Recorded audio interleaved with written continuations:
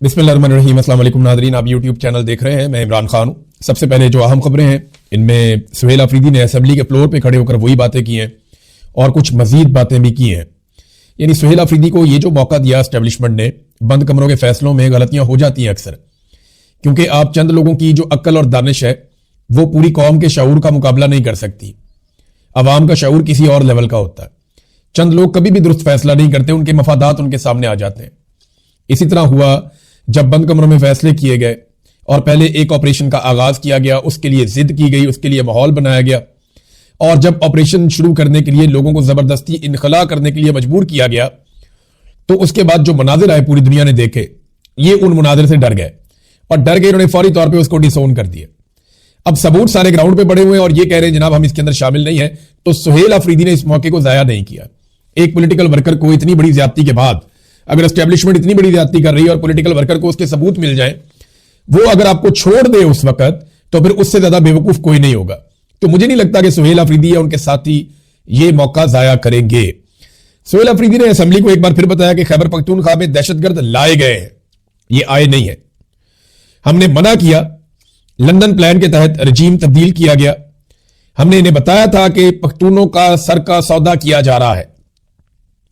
यह जो press release जारी की गई है वफाकी हुकूमत की जानिब से, यह एक सूबे के साथ तसादुम का परवाना है। अगर कल तक माफी ना मांगी गई और यह प्रेस रिलीज वापस ना ली गई, तो मैं अपनी अफरीदी कौम के पास एतवार को जाऊंगा और तमाम पश्तूनों का जरगा बुलाऊंगा। मुझे डराया और धमकाया गया, मगर मैं अपने मौकिफ से एक कदम भी पीछे नहीं हटा। मुझे खराब करने के लिए तीरा में जबरदस्ती इनखला करवाया गया, मगर जब मैं वहां गया तो मुझे लोगों ने प्यार दिया। पाकिस्तान के इदारों को पाकिस्तान की कोई फिक्र नहीं है। वो इमरान खान और पाकिस्तान तहरीक इंसाफ को खत्म करने पर लगे हुए हैं, मगर दूसरी तरफ पाकिस्तान ही खत्म हो रहा है। ये वाकई पाकिस्तान की फौज पाकिस्तान के साथ ज्यादती कर रही है। फौजी की आदत मैं बोलता हूं, फौजी बेचारे का तो कोई इतना वो सुनता ही नहीं है, बात नहीं सुनता उसकी, वो तो लड़ने के लिए रखा हुआ है। मैं फौजी की आदत की बात कर रहा हूं, वो वाकई पाकिस्तान को तबाह करने पर तुले हुए। 70 साल वो तजर्बे उन्होंने पाकिस्तान के साथ कर दिए कि कोई अपने दुश्मन के साथ भी ना करे। इन्होंने कहा जी, उन्होंने ये जो प्रेस रिलीज जारी की है ना, इस हवाले से सुहेल अफरीदी ने एक और बड़ी इंपॉर्टेंट बात की। एक तरफ सूबे के तमाम अवाम, सियासी और मजहबी जमातों और हर मकतबा फिक्र के लोगों ने कहा कि मिलिट्री ऑपरेशन किसी मसले का हल नहीं है। दूसरी जानिब से ये लोगों को जबरी इनखला पर मजबूर करते हैं। उस वक्त मजबूर करते हैं जब बर्फबारी हो रही है।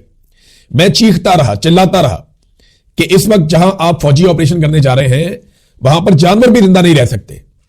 आपका इरादा दहशतगर्दी खात्मा करने का नहीं है, बल्कि सूबाई हुकूमत या मुझे नीचा दिखाने का आपका इरादा। आप ये ना करें, लोगों के साथ ज्यादती ना करें। सुहेल अफरीदी ये बता रहा है कि मैंने बहुत दफा कहा है और मैं इन्हें कहता रहा, लेकिन उन्हें पाकिस्तान की फिक्र ही कोई नहीं है। वो पीटीआई को खत्म करने के चक्कर में पाकिस्तान को ही खत्म करते चले जा रहे हैं। फिर उन्होंने कहा, इन्होंने जो ये प्रेस रिलीज जारी की है ना, इसके जरिए से इन्होंने ये जो जरगा बना हुआ था 24 रुकनी, जिसके अंदर वो कमेटी थी, जरगा था 24 रुकनी, वो 24 लोगों को जो है उनके डेथ वारंट इन्होंने इशू कर दिए। अब देखें ना, लोगों ने तो उन 24 लोगों की बात सुनी जो उस जरगे में शामिल थे, और उस जरगे में हमेशा कोर कमांडर पेशावर और आईजीएफसी शामिल होते थे, और उन्होंने यह फैसला करवाया। अब सुहेल अफरीदी कहते हैं कि इन्होंने प्रेस रिलीज जारी करके 24 रुकनी जरगा कमेटी के डेथ वारंट जारी कर दिए। लोग इन 24 लोगों को अपना दुश्मन समझेंगे। उन्होंने कहा था कि निकलो यहां से, वादिये तीरा से। इनसे बंद कमरों के फैसले में गलती हो गई, इनसे शदीद बर्फबारी में गलती हो गई। कोर कमांडर पेशावर और आईजीएफसी हर मीटिंग का हिस्सा रहे हैं, उन पर भी अदम एतमाद कर दिया गया। यानी ये तो वो खुद बेचारे कोर कमांडर भी कहता था, वो भी कहता था, आईजीएफसी भी। तो जब ये दोनों भी कहते थे तो फिर इनके ऊपर भी अदम एतमाद कर दिया ना। ये भी उसी जरगा और उसी कमेटी का हिस्सा थे, और वो कोई जरगा या कमेटी खैबर पख्तूनख्वा की गवर्नमेंट ने तो नहीं बनाई थी। देखिए, वादिये तीरा के लोग निकले क्यों? अब इसको ना इब्हाम पैदा किया जा रहा है कि जनाब फिर वो ना निकलते अगर कमेटी ने या जरगे ने कहा था। और भाई, जरगे का मतलब था कोर कमांडर पेशावर, जरगे का मतलब था वफाकी हुकूमत, जरगे का मतलब था पाकिस्तान की फौज। क्योंकि हमेशा ये इसी तरह इनखला करवाते हैं, और जब इनखला नहीं होता तो उसका नतीजा क्या निकलता है? वादिये तीरा में जेट तैयारों से एक मरतबा नहीं, कई मरतबा बमबारी की गई है। औरतों और बच्चों की लाशें सड़कों पर पड़ी रही हैं कई कई दिन वादिये तीरा में, और यह पहले भी रिपोर्ट हो चुका है। यह कोई नई बात नहीं है। फजल रहमान साहब ने इस पर आवाज उठाई है, पीटीएम ने इस पर आवाज उठाई है, पीटीआई ने इस पर आवाज उठाई है, एएनपी ने इस पर आवाज उठाई है, खैबर पख्तूनख्वा की हर पॉलिटिकल पार्टी इस पर बात कर चुकी है कि वादिये तीरा में लाशें औरतों की और बच्चों की सड़कों पर पड़ी हैं। एक एक हमले में एक एक खानदान के 20-20 लोग मारे जाते हैं। तो जब उन्हें यह कहा जाता है कि यहां से निकलो क्योंकि ऑपरेशन शुरू होने लगा है, तो फिर वो क्या करें बेचारे, वो वहां से जाएंगे ही ना। बार बार तो वहां पे ऑपरेशन किया गया, उनका इतना तजुर्बा है। अब ये देखें, वो लोग ऑपरेशन की कई दफा कीमत चुका चुके हैं, कई दफा उन्होंने कीमत चुकाई है ऑपरेशन की। अब वो हर दफा तो नहीं अपने बच्चे मरने के लिए छोड़ देंगे, वो बच्चों को, औरतों को, बुजुर्गों को लेकर वो निकले हैं, अपने जानवर समेट के, कीमती सामान समेट के। जिस तरह वो दरबदर हुए हैं इस गुर्बत और अजीबो गरीबुल वतनी में, पता नहीं किधर किधर फिर रहे बेचारे, सड़कों पे उनको खबार कर दिया सख्त बर्फबारी में। तो ये वो अपने शौक से तो नहीं निकले, उन्हें पता था कि या तो ये बर्फ है या बम है, या तो हम बम की शिद्दत से उसकी आग में जलेंगे या हम ये बर्फ के अंदर ठर के मरेंगे। तो उन्होंने ये वाला ऑप्शन लिया कि यहां हमारी जान बच भी सकती है, बम से तो हम बचेंगे भी नहीं। जरा एक लम्हे के लिए आप सोचें नाज़रीन कि लाहौर में, आपके इलाके में, या कराची में, हैदराबाद में, फैसलाबाद में, मुल्तान में, गुजरांवाला में, रावलपिंडी, इस्लामाबाद में, फैसलाबाद, किसी बड़े शहर में आप एक लम्हे के लिए इमेजिन करें कि आपको यह कहा जाए कि आप ये इलाका खाली करें वरना जेट तैयारे आ रहे हैं, वो बमबारी करेंगे, तो आप वहां पे रहेंगे? या यहां पे ऑपरेशन होने वाला है जनाब, मिलिट्री ऑपरेशन, जिस घर की लाइट जलेगी उस पर बम ही आएगा, तो आप वहां पे रहेंगे? सवाल ही पैदा नहीं होता। आप अपने बच्चों को लेकर निकल जाएंगे। यही हुआ वादी तीरा के लोगों के साथ। इससे पहले यहां पे खैबर वन ऑपरेशन किया गया 2014 में। खैबर वन ऑपरेशन में जेट तैयारों से बमबारी की गई। फिर 2015 में खैबर टू ऑपरेशन किया गया, फिर बमबारी की गई। फिर 2017 में फिर ऑपरेशन किया गया वहां पे, और उस वक्त जो फौज के तर्जुमान है उन्होंने ये कहा था बाकायदा प्रेस कॉन्फ्रेंस करते हुए कि वादी तीरा में हमने 100% क्लियर कर दिया है, एक भी दहशतगर्द आज वहां पे बाकी नहीं है। इन्होंने ये क्लेम किया था। फिर दहशतगर्द कहां से आ गए? ये वही बात ना, सुहेल अफरीदी कह रहा है, मुराद सईद कह रहा है कि हम इन्हें मना कर रहे थे कि खुदा का वास्ता ना लेकर आओ, हमारे सरों का सौदा ना करो, और ये फिर दहशतगर्द दोबारा लेकर आ गए। ये अब ये सूरत हाल। अभी ये सारी मफाद की लड़ाई है।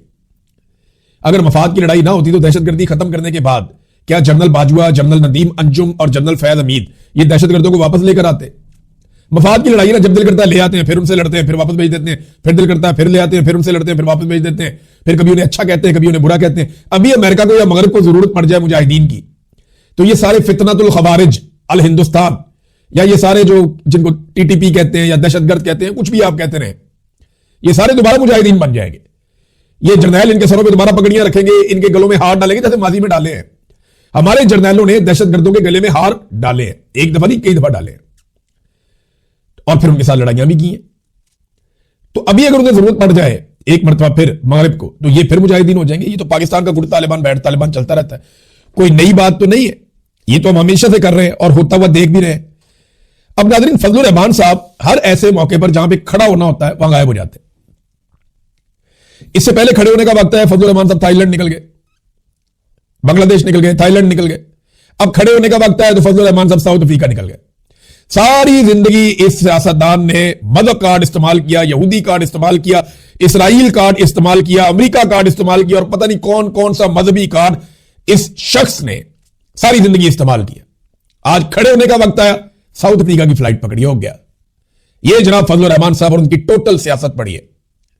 इमरान खान के दौर में इसकी भड़कें खत्म नहीं होती थी, बहुत चिल्लाकर ऊंची आवाज में चीख कर फजलुर रहमान साहब बोलते थे, और आज फजलुर रहमान साहब मेमने की तरह बोलते हैं, बहुत आहिस्ता आवाज में, धीमी आवाज में, और फिर फ्लाइट पकड़ के निकल जाते हैं। 27वीं तरमीम होती, फिर निकल गए थे। अभी फिर कौम को जरूरत है, रहनुमाई की जरूरत है, रहनुमा निकल गया पीछे से, मैं नहीं, आप ही कर लो। अब ये बोर्ड ऑफ पीस का मामला है, इसमें तो फजलुर रहमान साहब को खड़े होना चाहिए था ना।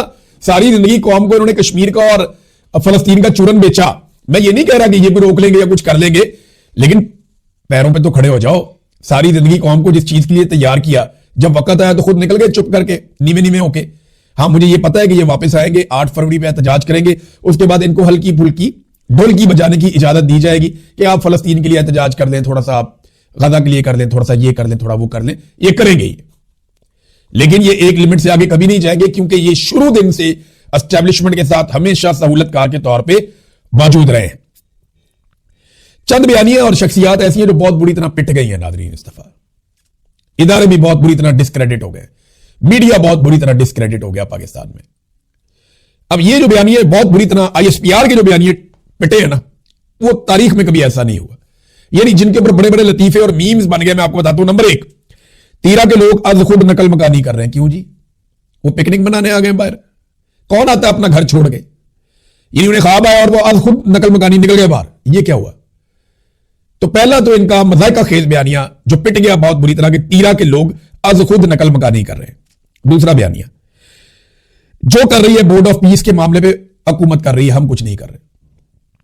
हुकूमत वॉशरूम नहीं जा सकती अपनी मर्जी से, हुकूमत इमरान खान से मुलाकात नहीं करवा सकती अपनी मर्जी से, वो इतने बड़े बड़े फैसले कर रही है, सवाल ही पैदा नहीं होता। नंबर 3, हम गजा फौज नहीं भेज रहे। ये बयानिया भी पिट गया, पाकिस्तान में कोई मानने को तैयार नहीं। इनको ट्रंप ने ऑर्डर देना है, इन्होंने फौज सबसे पहले भेजनी है। नंबर 4, गजा और फलस्तीन हमारी रेड लाइन है। नंबर 5, हमास को गैर मुसल्ला करना हमारी रेड लाइन है। ताड़ी रेड लाइन तो रोजाना ठुड्डे मार रहे हैं डोनाल्ड ट्रंप। DGISPR कहते हैं कि हमास को गैर मुसल्ला करना हमारी रेड लाइन है। इनकी रेड लाइन पे सुबह शाम ठुड्डे मार रहा है डोनाल्ड ट्रंप और ये उसके साथ मिलने को सादत समझते हैं। अजीब बात नहीं है, एक बंदा ठुड्डे मार रहा है आपकी रेड लाइन को और आप सूझी हुई रेड लाइन लेके उसके साथ सुबह शाम मुलाकातें कर रहे हैं और आप ये कह रहे हैं उसकी तारीफें कर रहे हैं और वो आपकी तारीफें कर रहा है। ऐसा नहीं है। कौम को चूरन ना बेचें, कौम को साफ बताएं कि आपका ट्रंप के साथ सौदा हो गया, जो ट्रंप करेगा, जो वो कहेगा आपके लिए सारा आंखों पे। कौम ने क्या कर लेना है? एक ही दफा खड़ी होगी तो वो सारा कुछ सेट कर देगी और वो इंशाल्लाह एक दिन खड़ी होगी, सारा कुछ सेट करेगी, सबको अपनी अपनी डोमेन में वापस भेजेगी पाकिस्तानी कौम। एक दिन ये दिन आएगा, पाकिस्तानी कौम आजाद जरूर होगी इस जबरी तौर पर मुसल्लत शुदा एक निजाम से।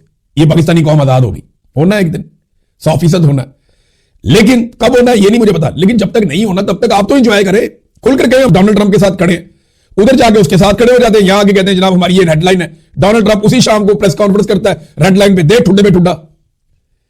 तो ये जनाब एक बहुत बड़ा मजाक ये भी है।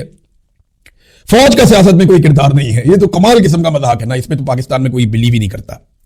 और फील्ड मार्शल के फैसलों से अवाम बहुत खुश है। ये भी एक चूरन बेचते हैं बार बार। वो टीवी चैनल के ऊपर पकड़ के ना वो वॉक्स पॉक्स चलाना शुरू कर दिया, मैंने आपको थोड़े दिन पहले बताया था। वो एक ही जगह पे बंदा खड़ा कह रहे हैं जी ये मरी में खड़ा है, उसी जगह पे खड़ा कह रहे हैं जी ये पिंडी में खड़ा है। वो पीछे एक ही लाइट चल रही है और एक ही तरह की बिल्डिंग और एक ही तरह की सड़क है। वही मुकाम कभी पिंडी बन जाता है, कभी कोई और इलाका बन जाता है, कभी मरी बन जाता है। समझ से बाहर है इनको, इन्हें चूरन भी नहीं बेचना आता। अब नाज़रीन आ जाए ईमान मजारी साहबा वाले मामले पे। अब इस पे ना जो वकला की तंजीमें है ना वो अब जान छुड़ाने की कोशिश कर रही हैं इस्लामाबाद में। एक्चुअली तो ये सारा मामला मशकूक है और मुझे ऐसा लगता है कि ईमान मजारी को और उनके शौहर को प्लेट के अंदर रख के हवाले किया गया पुलिस के और इस बात का बंदोबस्त किया गया है कि बस ये खामोशी के साथ बड़े आराम से इनकी गिरफ्तारी हो जाए। मुझे ऐसा दिखाई दे रहा है। यानी ईमान मजारी और हादी अली चट्टा के केस में इस्लामाबाद बार पर शदीद तनकीद हो रही है इस वक्त। मैं ही नहीं कर रहा, बाकी लोग भी कर रहे हैं। वो कह रहे जी पुलिस का दाखिला बंद कर दिया हमने अदालतों के अंदर। ये जो यंग वकला है ना, नौजवान वकला, इनके अंदर गुस्सा है और ये कह रहे कि ज्यादती हुई है। अब ये जो वकील सियासतदान है ना यहाँ के, ये बड़े सियाने हैं। ये नहीं पुलिस को निकाल दो, ये कर दो, हम ये नहीं कर देंगे कि हम 3 दिन काम नहीं करेंगे। ये नौजवानों का गुस्सा कम करेंगे, ईमान मजारी और हादी अली चट्टा अंदर ही रह जाएंगे और ये नौजवानों का गुस्सा कम करके बिजनेस एज यूजुअल पे ले आएंगे अदालतों को और सारे निजाम को। इन्होंने कोशिश ही नहीं की, कोई एक वकील जख्मी हुआ। यानी जब आपने बार ने जिम्मेदारी ली थी कि उनको अदालत तक लेकर जाना है तो फिर बार की यह जिम्मेदारी थी कम से कम भी को 50-60 वकील उनके साथ लेकर जाते। पुलिस को भी पता चलता, एक वकील ने मुजामत नहीं की, वहां पे पकड़ के वो आराम से लेकर चलेगी पुलिस। अपने मामलात में ये बहुत मुजामत करते हैं। आज कह रहे हैं हम अदालतों में दाखिल नहीं होने देंगे पुलिस को। जो जस्टिस मोहसिन अख्तर कियानी साहब है, अल्लाह रब्बुल इज्जत इनको जज़ाए खैर अता फरमाए, कमाल आदमी। मैंने इनकी अदालत के अंदर महसूस किया कि साइलीन को वाकई रिलीफ मिलता है। मैं ज्यादा, क्योंकि वो कंट्रोवर्सी बन जाती है, लेकिन मैं बड़े जजों की अदालत में गया हूं, लेकिन ये जबरदस्त जज है, मैं ये कहना चाहता हूं। मोहसिन अख्तर कियानी साहब के रिमार्क्स आप सुने तो आपको सारी कहानी समझ आ जाएगी। वो ये कहते हैं कि इस्लामाबाद हाई कोर्ट बार बहुत अच्छी है, ये हड़ताल भी खुद करवाती है, मुकदमा भी खुद बनवाती है, गिरफ्तार भी खुद करवाती है और आपके साथ खड़ी भी होती है और जेल तक भी छोड़कर आती है। अंदाजा करें ये इन्होंने किया। कोई मुजामत में नजर ही नहीं आई, किसी ने की नहीं मुजामत इस सारे मामले में, सारे चुप करके बैठे हुए थे। अब नाज़रीन आ जाए आप बसंत की बाकायदा अब इश्तिहारबाजी शुरू हो गई है, फोटोगर्दी अखबारात में की जा रही है, नवाज शरीफ का शक्ल लगाई जा रही है मरियम नवाज की बसंत के हवाले से। और क्योंकि फरमाइशी बसंत है ताकि नौजवानों की तवज्जो हट जाए इमरान खान से, आप देखेंगे बसंत वाले दिन नौजवान आपकी तवज्जो इमरान खान की तरफ मबजूल करवाएंगे। तो जनाब हम तो खुशियां मार रहे हैं, अखबारात के अंदर फोटोगर्दी कर रहे हैं, कौम का पैसा जाया कर रहे हैं कि जनाब हमने बसंत मनानी है 3 दिन के लिए लाहौर में। लोग इमरान खान के तस्वीर वाली, उसके नाम वाली, उसके कैदी नंबर वाली, लोग पाकिस्तान तहरीक इंसाफ के झंडे वाली पतंगे उड़ाएंगे। सरकार भी बड़े पैमाने पे अपनी पतंगे बनाकर देगी कि जनाब ये पतंगे उड़ाओ। तो ये मुकाबला चलेगा, कौम का वक्त और पैसा जाया होगा। बसंत मनाना एक अच्छी बात है, लेकिन ये एक ऑर्गेनिक त्यौहार था, इसको उसी तरह होना चाहिए जैसे ये था। मुझे तो पतंगबाजी बहुत पसंद है, मुझे तो जुनून की हद तक पसंद है पतंगबाजी, लेकिन ये गले नहीं कटने चाहिए। अब पाकिस्तान तहरीक इंसाफ को नीचा दिखाने के लिए 8 फरवरी पे ये पतंगबाजी का रखा गया। पूरा पाकिस्तान तो पाकिस्तान तहरीक इंसाफ बंद करने की कोशिश करेगी, लेकिन लाहौर में उनके पास एक मौका है कि हर तरफ पाकिस्तान तहरीक इंसाफ के झंडे उड़ा दें, इमरान खान साहब की तस्वीरें उड़ा दें। तो ये इस मौके से लाहौर के शहरी फायदा उठाते हैं, नहीं हम देखेंगे उस दिन। लेकिन मुझे ये पता चला कि अंदर खाते बड़े पैमाने पर ये पतंगे बना रहे हैं और हुकूमत ने क्रैकडाउन का फैसला भी किया हुआ है। पंजाब हुकूमत ने बसंत के मौके पर जो बेहुदा किस्म के, घटिया किस्म के गाने हैं, उनकी एक लिस्ट जारी की, लगभग 130 के करीब गाने। मैं हैरान रह गया कि इतने ज्यादा गाने गंदे पाकिस्तान के अंदर आ गए, बहुत ही बेहुदा गाने हैं, वो आपको बयान भी नहीं किया जा सकता, बड़े गंदे गाने वो। तो पंजाब हुकूमत ने उनकी एक लिस्ट जारी कर दी कि बसंत पे ये नहीं चलाने, डेक लगा के। अब इंटरेस्टिंग बात बताता हूं कि इसमें नकदा कोका भी उन्होंने शामिल कर दिया, हालांकि उसमें कोई बेहुदा बात नहीं, सिर्फ इमरान खान की तारीफ है। यह निजाम इमरान खान से इतना डरा हुआ है, इतना सहमा हुआ है कि इन्होंने नकदा कोका उठा के जू मानी और जो गंदे और बेहुदा गाने थे उनकी कैटेगरी के अंदर रख दिया। इस तरह तो नवाज शरीफ का वो हमारे सबके दिलों की धड़कन नवाज शरीफ, ये उठा के रख दो, और शेर वाला भी उठा के रख दो, मरीम नवाज पे बने हुए गाड़े गुने वो भी उठा के रख दो। अगर पॉलिटिकल अपोनेंट्स को ही ऐसे दबाना है तो फिर आप ये करके रख देते, कर लेते ना, ये भी नहीं। ये इनका खौफ जाहिर करता है, इनका खौफ ये बता रहा है। देखिए आप, ये एक नौजवान को दोबारा अगवा किया गया, ये अनीस सत्ती, आपको याद होंगे अनीस सत्ती, जिनके वालिद की आंखें आज भी मुझे वो, मैं जब कभी अनीस सत्ती का नाम आता तो उनके वालिद की आंखें मेरे सामने आ जाती, मुझे बहुत तकलीफ होती है। इतना दर्द था उन आंखों में, इतनी तकलीफ थी कि जवान बेटे को शहीद कर दिया गया था डी चौक में 26 नवंबर 2024 को। यानी लगभग 1.5 साल हो गया, 1.25 साल, मुझे वो आंखें ही नहीं भूलती उनके वालिद की, सुर्ख आंखें, बहुत तकलीफ थी उनमें, बहुत गम था उनमें। अनीस सत्ती के भाई हैं आसिम सत्ती, उन्हें 23 जनवरी को अगवा किया जाता है, बदतरीन तशद्दुद का निशाना बनाया जाता है, और बाद में टेक्सला के करीब अगवाकार उन्हें फेंक कर भाग जाते हैं, सिर्फ इसलिए कि मुकदमा न लड़ो, सिर्फ इसलिए कि आवाज मत उठाओ, सिर्फ इसलिए कि बैनुल अक़वामी फोरम्स पर आवाज मत उठाओ। आप किस किस को चुप कराएंगे, किस किस को कुचलेंगे, आप किस किस के साथ आप जुल्म करेंगे। ये हर जुल्म का हिसाब आपको यहां भी देना पड़ेगा, और हर जुल्म का हिसाब आपको जाकर आखिरत के मैदान में अल्लाह रब्बुल इज्जत के सामने भी देना पड़ेगा। ये सारे मजलूम आपको गिरेबान से पकड़ेंगे, किस किस से अपना गिरेबान छुड़ाओगे, इनके साथ बहुत बुरी होने वाली है। आईएसआई के ऑफिसर्स, एमआई के ऑफिसर्स मार मार के पाकिस्तानियों को थक गए, मार मार के थक गए, वो और तगड़े होते जा रहे हैं, और तगड़े होते जा रहे हैं। एक पॉलिटिकल पार्टी जिसे लोग मम्मी डैडी पॉलिटिकल पार्टी कहते थे, आज वो रेजिलियंस की अलामत बन गई है पाकिस्तान में।